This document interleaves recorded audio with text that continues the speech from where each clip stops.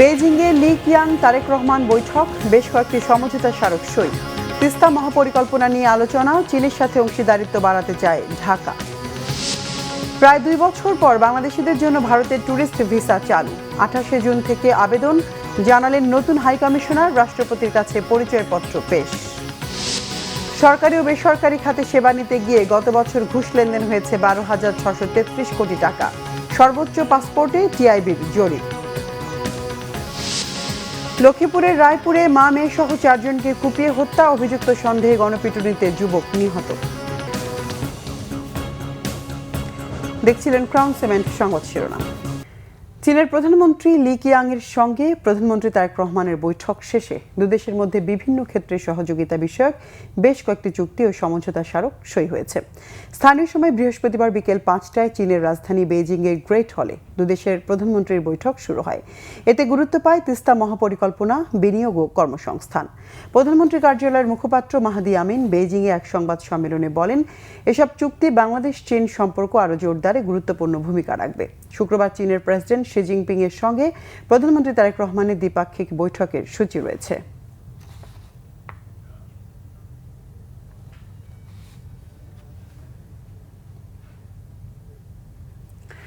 দর্শক, এই মুহূর্তে চীনের রাজধানী বেইজিংয়ে দেশটির প্রধানমন্ত্রী লি কিয়াং এর সাথে বৈঠক করেছেন বাংলাদেশের প্রধানমন্ত্রী তারেক রহমান। সেখানে রয়েছেন চিফ রিপোর্টার জাহাঙ্গীর আকুন্দ, যুক্ত হচ্ছে তার সঙ্গে।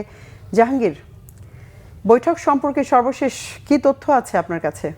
জবাব, বৈঠকটি বিকেল 5টায় স্থানীয় সময়ে শুরু হয় এবং বৈঠকের আগে প্রধানমন্ত্রী তারেক রহমানকে গার্ড অব অনার প্রদান করা হয় এবং লাল গালিচার সংবর্ধনা দেওয়া হয় এবং তারপর দুই নেতার মধ্যে বৈঠক শুরু হয়। বাংলাদেশের প্রধানমন্ত্রী তারেক রহমান এবং চীনের প্রধানমন্ত্রী লি কিয়াং এর মধ্যে বৈঠক অনুষ্ঠিত হয় এবং দীর্ঘ প্রায় 1 ঘন্টারও বেশি সময় ধরে এই বৈঠক অনুষ্ঠিত হয়েছে এবং আহ, যে 15টি সমঝোতা স্মারক স্বাক্ষর হয়েছে। এর মধ্যে শিক্ষা, স্বাস্থ্য, মৎস্য, প্রাণী সম্পদ সহ নানা বিষয় অনেকগুলো সমঝোতা স্মারক স্বাক্ষরিত হয়েছে এবং প্রধানমন্ত্রীর কার্যালয়ের প্রধানমন্ত্রীর প্রেস উইং থেকে আমাদেরকে জানানো হয়েছে যে এখানকার স্থানীয় সময় রাত 8টা এবং বাংলাদেশ সময় সন্ধ্যা বিকেল 6টার দিকে তারা সংবাদ সম্মেলনের মাধ্যমে আজকের যেসব এমওইউ সমঝোতা স্মারক বা চুক্তি স্বাক্ষরিত হয়েছে সেসব বিষয়ে তারা সংবাদ সম্মেলনের মাধ্যমে বিস্তারিত তুলে ধরবেন এবং এরপরে আসলে জানা যাবে যে কতগুলো সমঝোতা স্মারক স্বাক্ষরিত হয়েছে এবং সেখানে কি কি রয়েছে। এবং তবে দুপুরে সংবাদ সম্মেলন করে উপদেষ্টা মাহাদি আমিন এবং পররাষ্ট্র উপদেষ্টা আমাদেরকে জানিয়েছিলেন যে বাংলাদেশের অবকাঠামো শিল্প খাতে চীনের বড় ধরনের বিনিয়োগ চায় ঢাকা এবং সেই বিষয়গুলো মূলত তারেক রহমান প্রধানমন্ত্রী বাংলাদেশের তিনি চীনের বেসরকারি চীনের বিনিয়োগকারীদের সামনে আজকে তুলে ধরেছেন ঢাকা কি করতে চায়, কি কি সুযোগ সুবিধা দিতে চায়। যেমন 15 দিনের মধ্যে যে কোনো বিনিয়োগকারীর জন্য তারা লাইসেন্স প্রদান করবে ঢাকা এবং বিশেষ করে চীনের জন্য অর্থনৈতিক অঞ্চল গড়ে তোলা চট্টগ্রামে আনোয়ারা এবং যত ধরনের সুযোগ সুবিধা দরকার সবগুলোই ঢাকা বাস্তবায়ন করবে। চীন যাতে বাংলাদেশের রেলওয়ে অবকাঠামো এবং অন্যান্য খাতে বিনিয়োগ করে সে ব্যাপারে আহ্বান জানানো হয়েছিল। তো 8টার সময় যে সংবাদ সম্মেলন সেই সংবাদ সম্মেলনে আমরা বিস্তারিত জানতে পারবো। তো এই ছিল বেইজিং থেকে এখনকার মতো সবশেষ সংবাদ। জেবা। জাহাঙ্গীর, ধন্যবাদ আপনাকে। দর্শক, চীনের বেইজিং থেকে যুক্ত হয়েছিলেন সহকর্মী জাহাঙ্গীর আকুন্দ। এদিকে প্রধানমন্ত্রী তারেক রহমান বলেছেন, বাংলাদেশ ব্যবসার জন্য উন্মুক্ত, ভবিষ্যতের জন্য প্রস্তুত এবং চীনের সঙ্গে আরও গভীর শিল্প অংশীদারিত্ব গড়ে তুলতে আগ্রহী। বেইজিংয়ে চীনা ব্যবসায়ীদের সাথে এক সম্মেলনে যোগ দিয়ে এমন মন্তব্য করেন তিনি। এ সময় বাংলাদেশে বিনিয়োগের জন্য চীনের ব্যবসায়ীদের প্রতি আহ্বান জানান প্রধানমন্ত্রী। চীন সফরের চতুর্থ দিন বৃহস্পতিবার সকালে বেইজিংয়ের দিয়াওয়েতাইজ হোটেলে চীনের ব্যবসায়ীদের নিয়ে বাংলাদেশ ইনভেস্টমেন্ট ফোরাম শীর্ষক সম্মেলন আয়োজন করে বাংলাদেশ বিনিয়োগ উন্নয়ন কর্তৃপক্ষ। এতে প্রধান অতিথি হিসেবে যোগ দেন প্রধানমন্ত্রী তারেক রহমান। বাংলাদেশে আন্তর্জাতিক বিনিয়োগের পথ সুগম করা হবে জানিয়ে তিনি বলেন, আন্তর্জাতিক পুঁজি সংক্রান্ত কার্যপ্রণালী ঢেলে সাজাতে 180 দিনের একটি কর্মপরিকল্পনা বাস্তবায়ন করছে সরকার। এই সময় চীনা বিনিয়োগ সহজ করতে বাংলাদেশে একাধিক শিল্পাঞ্চল ও অর্থনৈতিক অঞ্চল এবং চীনে বিনিয়োগ কার্যালয় প্রতিষ্ঠা করা হবে বলে জানান সরকার প্রধান। সম্মেলনে চীনের 125 জন ব্যবসায়ী অংশ নেন। is undergoing a monumental economic and governance transformation. We are at a critical point of our journey, and I clearly say that Bangladesh is open for business. We are inviting Chinese companies to extend their value chain into Bangladesh. We can help Chinese companies serve global markets while benefiting from growing large domestic demand. To demonstrate our commitment, my government has taken up a rigorous 180 days action plan. অবশেষে বাংলাদেশিদের জন্য চালু হচ্ছে ভারতের tourist visa. ঢাকায় নিযুক্ত দেশটির high commissioner Dinesh Trivedi এই ঘোষণা দিয়েছেন। 28 জুন থেকে ট্যুরিস্ট ভিসায় আবেদন করা যাবে বলে জানান তিনি। একই সাথে সীমিত পরিসরে চলমান থাকা মেডিকেল ভিসার পরিধিও বাড়ানোর ঘোষণা দিয়েছেন ভারতের নতুন হাই কমিশনার। রিপোর্ট করছেন ইমরুল কায়েস। রাষ্ট্রপতি মোহাম্মদ শাহাবুদ্দিনের কাছে বৃহস্পতিবার দুপুরে পরিচয়পত্র পেশ করেছেন ঢাকায় নিযুক্ত ভারতের হাই কমিশনার দীনেশ ত্রিবেদী। বঙ্গভবনে পৌঁছালে প্রেসিডেন্ট গার্ড রেজিমেন্টের একটি সুসজ্জিত দল ভারতীয় হাই কমিশনারকে গার্ড অফ অনার দেয়। পরিচয়পত্র পেশের আনুষ্ঠানিকতার পর দীনেশ ত্রিবেদী রাষ্ট্রপতি মোহাম্মদ শাহাবুদ্দিনের সঙ্গে সৌজন্য বৈঠক করেন। এ সময় রাষ্ট্রপতি ভারতীয় হাই কমিশনারকে স্বাগত জানিয়ে আশা করেন তার সময়ে বাংলাদেশ ভারত সম্পর্ককে আরও সুদৃঢ়, ফলপ্রসূ ও জনকল্যাণমুখী করতে সহায়ক হবে। এরপর রাজধানীর যমুনা ফিউচার পার্কে ভারতীয় ভিসা সেন্টার পরিদর্শন করেন high commissioner Dinesh Trivedi. Visa সেন্টারের বিভিন্ন অংশ ঘুরে দেখেন তিনি। পরে সাংবাদিকদের ব্রিফিং করেন দীনেশ ত্রিবেদী। ট্যুরিস্ট ভিসা পুনরায় চালু করার ঘোষণা দেন তিনি। ট্যুরিস্ট ভিসা ওপেন যা নর্মালসি আছে ওইটা করে দিলাম, আর ওইটা আরম্ভ হবে 28 জুন থেকে। ওই নর্মাল ভিসা অপারেশন যাকে বলে for tourist visa. Medical visa তো এমার্জেন্সিতে আগে সাবমিট হতো, ওইটা চলবে। এখনই 5 জায়গা আমি নামটা পড়ে দিলাম, 5 সেন্টারে হবে, কিন্তু আস্তে আস্তে আমি ওই সেন্টারগুলো যা আগে ছিল ওইটা বাড়াবো। এ সময় ট্যুরিস্ট ভিসা বন্ধের কারণের পাশাপাশি দুদেশের সম্পর্ক আরও এগিয়ে নেওয়ার কথা বলেন ভারতীয় হাই কমিশনার। কেন অনেক মেডিকেল পেশেন্ট আসে, ওদের সবচেয়ে ভালো সুবিধে কিভাবে আমরা করতে পারি, কেন কি যার বাড়িতে রুগী আছে ওরাই জানে যে কষ্ট কি হয়, সাধারণ মানুষ বুঝতে পারবে না। আমাদের সবাই মা বোন বাবা সবাই আছে, আমরা জানি যে রুগীর কি প্রবলেম হয়। 2024 5 আগস্ট গণঅভ্যুত্থানের পর থেকে বাংলাদেশিদের ট্যুরিস্ট ভিসা বন্ধ রেখেছিল ভারত। ইমরুল কায়েস, বাংলা ভিশন, ঢাকা। 2025 সালে সরকারি ও বেসরকারি খাতে সেবা নিতে গিয়ে 12,633 কোটি টাকা ঘুষ লেনদেন হয়েছে।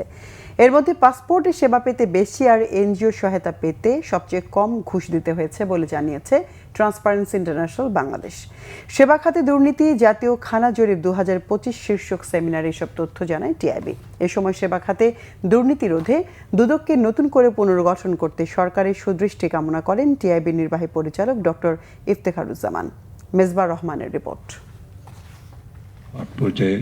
সেবা খাতের দুর্নীতি, ঘুষ, স্বজনপ্রীতি ও দায়িত্বে অবহেলা নিয়ে 11তম জরিপের ফলাফল প্রকাশের আয়োজন করে ট্রান্সপারেন্সি ইন্টারন্যাশনাল বাংলাদেশ। দুর্নীতি বলতে দুর্নীতি শব্দটা অনুষ্ঠানে টিআইবি জানায় গত 3 বছরে 1729 কোটি টাকার বেশি ঘুষ লেনদেন হয়েছে। তার ভুক্তভোগী দেশের সব মানুষ। টিআইবি গবেষণায় আরও উঠে আসে বিচারিক সেবা ও আইন শৃঙ্খলা রক্ষাকারী সংস্থায় দুর্নীতি ও ঘুষের উচ্চ হার অব্যাহত, যা সাধারণ জনগণের ন্যায় বিচার প্রাপ্তির ক্ষেত্রে বড় বাধা। 2023 সালের মতোই খানা জরিপ 2025-এ সর্বোচ্চ দুর্নীতি ও ঘুষের শিকার হয়েছেন পাসপোর্ট এবং বিআরটিএ থেকে সেবা নিতে গিয়ে। তবে 2023-এর তুলনায় 2025-এ খানা প্রতি গড় ঘুষের পরিমাণ 9.8% কমেছে। 2025-এর জরিপে গড় ঘুষের পরিমাণ সবচেয়ে বেশি যথাক্রমে বিচার সংশ্লিষ্ট সেবা, ব্যাংকিং ও ভূমি খাতে দেখা গেছে। এ সময় টিআইবির নির্বাহী পরিচালক ডক্টর ইফতেখারুজ্জামান বলেন, সেবা পুরোপুরি ডিজিটালাইজেশন করতে হবে যেন সেবা গ্রহীতার সাথে সেবাদাতার প্রত্যক্ষ যোগাযোগের প্রয়োজন না হয়। পুরো এন্ড টু এন্ড ডিজিটালাইজেশনটা হয় নাই, বা শুরু থেকে শেষ পর্যন্ত সেবাটাকে আপনার আধুনিক কি বলে যে ডিজিটাল করা হয় নাই, যে কারণে একটা ফাঁক বা একাধিক ফাঁক কিন্তু রয়ে গেছে, যার মাধ্যমে গ্রাহকদেরকে প্রতারণা করা হয়। সব খাতের সেবাদানকারী প্রতিষ্ঠানে ওয়ান স্টপ সার্ভিস চালু করার আহ্বান জানান ডক্টর ইফতেখারুজ্জামান। 12,633 কোটি টাকা হচ্ছে যে ঘুষ লেনদেন হয়েছে, সেটা যেরকম আমাদের জাতীয় বাজেটের 1.58%, এটা যেরকম একটা বিশাল ক্ষতি, তার পাশাপাশি এটি যে যারা তুলনামূলকভাবে দরিদ্র জনগোষ্ঠী বা সুবিধাবঞ্চিত জনগোষ্ঠী তাদের উপরে নেতিবাচক বা গ্রামাঞ্চলে অবস্থান করে বসবাস করেন। পরে দুদককে নতুন করে পুনর্গঠন করে কাজে লাগাতে সরকারের সদিষ্টি কামনা করেন তিনি। যারা দুদকে অভিযোগ করেছেন তাদের হার কিন্তু খুবই নগণ্য, 0.6%। মিসবাহ রহমান, বাংলা ভিশন, ঢাকা। লক্ষ্মীপুরের রায়পুরে মা মেয়ে সহ 4 জনকে কুপিয়ে হত্যা করা হয়েছে। এই ঘটনার পর স্থানীয়দের গণপিটুনিতে সন্দেহভাজন অভিযুক্ত নিহত হয়েছে। নিহতরা হলেন মা শাহিনুর বেগম, বড় মেয়ে সাইমা আক্তার, মেজ মেয়ে ইকরা আক্তার ও ছোট মেয়ে শিফা আক্তার। স্থানীয়রা জানান, স্বামীর মৃত্যুর পর নিহত শাহিনুর বেগম 3 মেয়ে ও 1 ছেলেকে নিয়ে একটি ভাড়া বাসায় থাকতেন। তিনি গ্রামে ঘুরে ঘুরে হাঁড়ি পাতিল বিক্রি করে সন্তানদের লেখাপড়া চালাতেন। বড় মেয়ে সাইমা আক্তার ছিলেন ঢাকা বিশ্ববিদ্যালয়ের শিক্ষার্থী, মেজ মেয়ে দ্বাদশ শ্রেণী এবং ছোট মেয়ে 4র্থ শ্রেণীর শিক্ষার্থী ছিলেন। সকালে তাদের কুপিয়ে হত্যা করা হয়। এই ঘটনায় স্থানীয়দের গণপিটুনিতে নিহত হয় অভিযুক্ত অন্তর মজুমদার।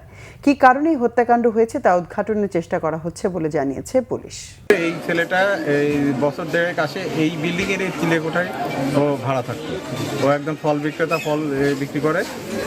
ও নাকি 1 বছর আগে এখান থেকে আবার চলে যায় লক্ষ্মীপুর সদরে।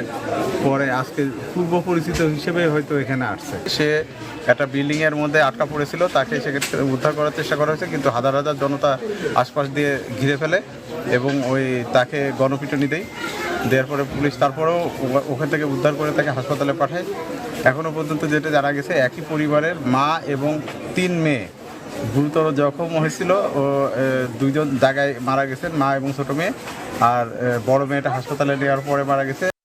আসন্ন এইচএসসি পরীক্ষায় প্রশ্নপত্র ফাঁস হলে সংশ্লিষ্টদের কঠিন শাস্তির আওতায় আনা হবে বলে হুঁশিয়ারি দিয়েছেন শিক্ষামন্ত্রী আনম এহসানুল হক মিলন।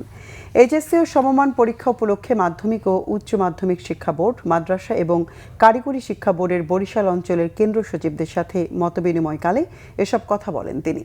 জানান, যে কোনো পরীক্ষা সম্পূর্ণ হবার 2 মাসের মধ্যে ফলাফল ঘোষণা করা হবে। 2 বছরের কোর্স 2 বছরের মধ্যেই শেষ করতে হবে। বিশ্ববিদ্যালয়গুলোতে কোনো সেশন জট থাকতে পারবে না বলেও জানান মন্ত্রী। এছাড়াও সকল শিক্ষকদের প্রশিক্ষণের আওতায় আনার পাশাপাশি প্রযুক্তি নির্ভর ক্লাসরুমে ক্লাস সম্পূর্ণ করবেন শিক্ষকরা। শিক্ষা ব্যবস্থাকে সুন্দর করার লক্ষ্যে সরকার কাজ করছে। এই শিক্ষা ব্যবস্থা যেন আমরা সক্রিয় ভূমিকা রাখতে পারি সেই সহযোগিতা করছেন এবং আপনারা মিডিয়ারাও সহযোগিতা করছেন। ইনশাল্লাহ আগামী দিনে একটি সুন্দর আগামীর বাংলাদেশ গড়ার জন্য যে শিক্ষা ব্যবস্থা করা দরকার সেটি আমাদের মাননীয় প্রধানমন্ত্রী করছেন। তিনি প্রাথমিক স্কুল হতে শুরু করে বিশ্ববিদ্যালয় পর্যন্ত প্রত্যেকটি ক্ষেত্রে তিনি নিজে এই বিষয়গুলো নজরদারি করছেন এবং আপনারা ব্যাপক পরিবর্তন ইতিমধ্যেই দেখতে পেয়েছেন। ইনশাল্লাহ আরও দেখবেন। নবপ্রজন্ম এই শিক্ষার্থীদের কোনো সময় আমরা নষ্ট হতে দেব না। এটা আমরা সিনক্রোনাইজ করে নিচ্ছি। যারা দুর্নীতি করছে তাদের বিরুদ্ধে ব্যবস্থা নিচ্ছি। সাবেক সংসদ সদস্য ও মন্ত্রী সুরঞ্জিত সেনগুপ্তের জনসভায় বোমা হামলা এবং হত্যা চেষ্টা মামলায় প্রবাসী কল্যাণ ও বৈদেশিক কর্মসংস্থান মন্ত্রী আরিফুল হক চৌধুরী, সাবেক স্বরাষ্ট্র প্রতিমন্ত্রী লুৎফুজ্জামান বাবর এবং হুইপ জি.কে গৌছ সহ 9 জনকে খালাস দিয়েছেন আদালত। একই মামলায় হাফেজ সৈয়দ নাইম আহমেদ আরিফ নামে একজনকে মৃত্যুদণ্ড দেওয়া হয়েছে। সিলেট বিভাগীয় দ্রুত বিচার ট্রাইব্যুনালের বিচারক স্বপন কুমার সরকার দুপুরে এই রায় ঘোষণা করেন। বিষয়টি নিশ্চিত করেছেন আদালতের রাষ্ট্রপক্ষের আইনজীবী আবুল হোসেন। মামলার 12 জন আসামির মধ্যে 9 জনকে খালাস দেওয়া হয়েছে। এর মধ্যে 2 আসামির মৃত্যু হওয়ায় তাদের নাম মামলা থেকে বাদ দেওয়া হয়েছে। অপর 1 আসামিকে মৃত্যুদণ্ড দেওয়া হয়েছে। এদিকে রায় খালাস পাওয়ার পর সন্তোষ প্রকাশ করেছেন অভিযুক্তরা। 2004 সালের 21 জুন সুনামগঞ্জের সাবেক মন্ত্রী ও আওয়ামী লীগের উপদেষ্টা মণ্ডলীর সদস্য সুরঞ্জিত সেনগুপ্তের জনসভায় ভয়াবহ বোমা হামলা চালানো হয়। ওই মামলার অন্যতম আসামি ছিলেন বর্তমান মন্ত্রী আরিফুল হক চৌধুরী। মামলায় স্থানীয় যুবলীগের 1 নেতা নিহত হন এবং সুরঞ্জিত সেনগুপ্ত সহ অন্তত 29 জন গুরুতর আহত হন। দেশে হাম উপসর্গ নিয়ে গত 24 ঘন্টায় আরও 9 শিশুর মৃত্যু হয়েছে। এই সময়ে হাম ও হামের উপসর্গে আরও 945 শিশু আক্রান্ত হয়েছে। বৃহস্পতিবার স্বাস্থ্য অধিদপ্তরের হাম বিষয়ক হালনাগাদ প্রতিবেদনে এই তথ্য জানানো হয়েছে। বিজ্ঞপ্তিতে জানানো হয়েছে 24 ঘন্টায় দেশে হামের উপসর্গে আরও 9 শিশুর মৃত্যুতে এ নিয়ে গত 15 মার্চ থেকে পর্যন্ত সারা দেশে হামের উপসর্গে মৃত্যু হয়েছে মোট 605 শিশুর। আর নিশ্চিত হামে আক্রান্ত হয়ে আরও 93 শিশু প্রাণ হারিয়েছে। অর্থাৎ হাম ও হামের উপসর্গ নিয়ে এই সময়ে মোট 698 শিশু মারা গেছে। এছাড়া 24 ঘন্টায় নিশ্চিত হামে আক্রান্ত হয়েছে 52 শিশু আর হামের উপসর্গে থাকা রোগীর সংখ্যা 893। এই সময়ে 860 শিশু নতুন করে হাসপাতালে ভর্তি হয়েছে আর হাসপাতাল থেকে ছাড়া পেয়েছে 906 শিশু। মেহেরপুরের গাংনী সীমান্তে 7 জনকে পুশিনের চেষ্টা করেছে ভারতীয় সীমান্তরক্ষী বাহিনী বিএসএফ। তবে বিজিবির প্রতিরোধের মুখে এই চেষ্টা ব্যর্থ হয়। ভোরে উপজেলার শহরতলা সীমান্তের 142 নম্বর পিলারের 5 ও 6 এস সাব পিলারের মাঝ দিয়ে ভারতের নদিয়া জেলার বজ্রনাথপুর বিএসএফ ক্যাম্পের সদস্যরা তাদের পুশিনের চেষ্টা করে। এ সময় বিজিবি ও গ্রামবাসীর প্রতিরোধের মুখে পুশিন হওয়া ব্যক্তিরা সীমান্তের কাঁটাতারের পাশে একটি বাঁশ বাগানের নিচে অবস্থান নেয়। শহরতলা গ্রামের বাসিন্দা হাবিবুর রহমান জানান, সীমান্তটি দিয়ে বিএসএফ 7 জনকে পুশিনের চেষ্টা করলেও গ্রামবাসী ও বিজিবি সদস্যরা পাহারা দেয় তারা বাংলাদেশ সীমান্তে ঢুকতে পারেনি। বর্তমানে তারা সীমান্তের মাঝে অবস্থান করছে। তাদের ফেরত নেয়ার বিষয়ে বিএসএফ এর সাথে যোগাযোগের চেষ্টা চলছে বলে জানান শহরতলা বিজিবি ক্যাম্পের কমান্ডার আয়ুব আলী। আগামী 28 June vitamin A plus campaign উপলক্ষে দেশের বিভিন্ন জেলায় সভা অনুষ্ঠিত হয়েছে। চট্টগ্রাম মহানগরীর 5,64,000 শিশুকে ভিটামিন এ ক্যাপসুল খাওয়ানোর লক্ষ্যমাত্রা নির্ধারণ করেছে সিটি কর্পোরেশন। সিটি কর্পোরেশন সম্মেলন কক্ষে সংবাদ সম্মেলনে এ তথ্য জানান মেয়র ডাক্তার শাহাদাত হোসেন। এরই মধ্যে জাতীয় ভিটামিন এ প্লাস ক্যাম্পেইন সফল করতে ব্যাপক প্রস্তুতি নেওয়া হয়েছে। নগরের 41টি ওয়ার্ডে প্রায় 1,321টি অস্থায়ী কেন্দ্রের মাধ্যমে এই ভিটামিন এ প্লাস ক্যাম্পেইন পরিচালিত হবে। একই ইস্যুতে অবহিতকরণ সভা হয়েছে মোংলায়। উপজেলা স্বাস্থ্য কমপ্লেক্সে উপজেলা পরিবার পরিকল্পনা কর্মকর্তা ডাক্তার মোহাম্মদ শাহিনের সভাপতিত্বে প্রধান অতিথি ছিলেন উপজেলা নির্বাহী কর্মকর্তা শারমিন আক্তার সুমি। রাঙামাটিতেও জেলা সিভিল সার্জন ডাক্তার নুয়েন খিসার সভাপতিত্বে হয়েছে সংবাদ সম্মেলন। উপস্থিত ছিলেন অতিরিক্ত পুলিশ সুপার মোহাম্মদ ইকবাল হোসাইন চৌধুরী। দেশের বিভিন্ন জায়গার আরও কিছু খবর নিয়ে একটি ডেস্ক রিপোর্ট দেখুন। বিএনপি চেয়ারম্যানের উপদেষ্টা মণ্ডলীর সদস্য ও ঢাকা 2 আসনের সংসদ সদস্য আমান উল্লাহ আমান বলেছেন, বর্তমান প্রধানমন্ত্রী তারেক রহমান এবারের বাজেটে সবচেয়ে বেশি বরাদ্দ দিয়েছেন শিক্ষা খাতে। দুপুরে কেরানীগঞ্জের আটি আওয়াল স্কুল অ্যান্ড কলেজে এইচএসসি পরীক্ষার্থীদের বিদায় সংবর্ধনা অনুষ্ঠানে প্রধান অতিথির বক্তব্যে তিনি একথা বলেন। 11 দলীয় ঐক্যের আগামী শনিবার অনুষ্ঠেয় বিভাগীয় সমাবেশ উপলক্ষে সংবাদ সম্মেলন হয়েছে ময়মনসিংহে। সকালে স্থানীয় প্রেস ক্লাব মিলনায়তনে বক্তব্য রাখেন জামাতে ইসলামীর জেলা আমির আব্দুল করিম। সাতক্ষীরায় সাংবাদিকদের পেশাগত দক্ষতা বাড়াতে 3 দিনব্যাপী মাল্টিমিডিয়া ফ্যাক্ট চেক ও কৃত্রিম বুদ্ধিমত্তা বিষয়ক কর্মশালার সমাপনী হয়েছে পিআইবি এবং তথ্য ও সম্প্রচার মন্ত্রণালয়ের যৌথ উদ্যোগে। এতে প্রধান অতিথি ছিলেন সাতক্ষীরা জেলা পরিষদের প্রশাসক হাবিবুল ইসলাম হাবিব। খুলনা প্রকৌশল ও প্রযুক্তি বিশ্ববিদ্যালয় কুয়েটের প্রথম বর্ষ শিক্ষার্থীদের ওরিয়েন্টেশন হয়েছে। এতে প্রধান অতিথি হিসেবে বক্তব্য রাখেন বিশ্ববিদ্যালয়ের উপাচার্য প্রফেসর ডক্টর মোহাম্মদ মাসুদ। মসজিদ মন্দির সহ বিভিন্ন সামাজিক প্রতিষ্ঠানের উন্নয়নের লক্ষ্যে আর্থিক সহায়তা ও চেক বিতরণ করা হয়েছে ঝিনাইদহের হরিণাকুণ্ডুতে। সকালে উপজেলা পরিষদ মিলনায়তনে এতে উপস্থিত ছিলেন জেলা প্রশাসক মোহাম্মদ নোমান হোসেন। উচ্চ শুল্ক সুরক্ষার সুবিধা নিয়ে দেশের কিছু টায়ার উৎপাদনকারী প্রতিষ্ঠান অস্বাভাবিক মুনাফা আয় করছে বলে অভিযোগ করেছেন Chittagong tyre tube importers and dealers group. দুপুরে চট্টগ্রামের লালখান বাজার এলাকায় সংবাদ সম্মেলনে এই অভিযোগ করেন সংগঠনটির নেতারা।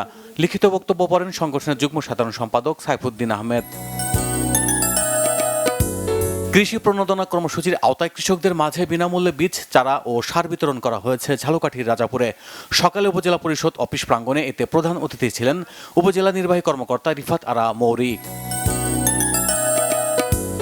কৃষি সম্প্রসারণ অধিদপ্তরের আয়োজনে পার্টনার ফিল্ড স্কুল কংগ্রেস অনুষ্ঠিত হয়েছে রাজবাড়ীতে।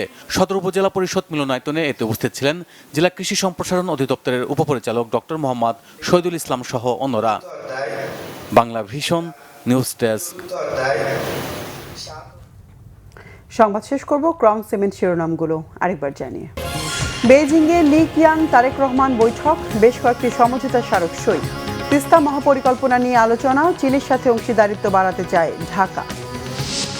প্রায় 2 বছর পর বাংলাদেশিদের জন্য ভারতের ট্যুরিস্ট ভিসা চালু। 28 জুন থেকে আবেদন জানালেন নতুন হাই কমিশনার, রাষ্ট্রপতির কাছে পরিচয়পত্র পেশ। সরকারি ও বেসরকারি খাতে সেবা নিতে গিয়ে গত বছর ঘুষ লেনদেন হয়েছে 12,633 কোটি টাকা। সর্বোচ্চ পাসপোর্টে টিআইবির জরিপ। লক্ষ্মীপুরের রায়পুরে মা মেয়ে সহ 4 জনকে কুপিয়ে হত্যা, অভিযুক্ত সন্দেহে গণপিটুনিতে যুবক নিহত। দর্শক, এই ছিল এখনকার মতো। পরের সংবাদ সন্ধ্যা 7:30টায় দেখার আমন্ত্রণ রইল। এছাড়া বাংলাভিশন সংবাদ ও সংবাদ সংশ্লিষ্ট অনুষ্ঠান দেখতে ভিজিট করুন www.bvnews24.com ও facebook.com/banglavisionnews এবং সাবস্ক্রাইব করুন youtube.com/banglavisionnews। এতক্ষণ সঙ্গে থাকায় ধন্যবাদ সবাইকে।